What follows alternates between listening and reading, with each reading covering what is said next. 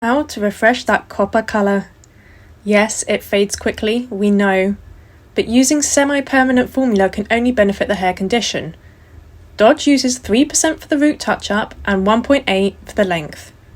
He prepares the hair with protein shampoo and towel dries the hair. The colour application is on wet hair, nice and tidy.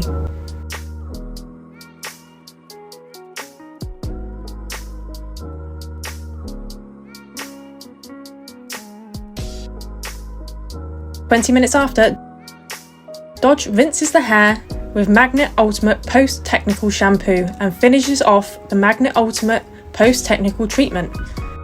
Dodge's styling choice is the Style Masters Iron Guard as its heat protection and the Unique One 10-in-1 leave-in treatment.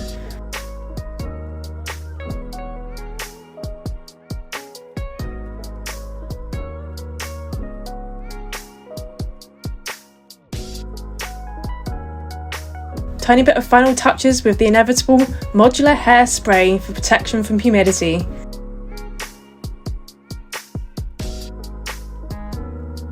And that's all a girl needs to feel happy.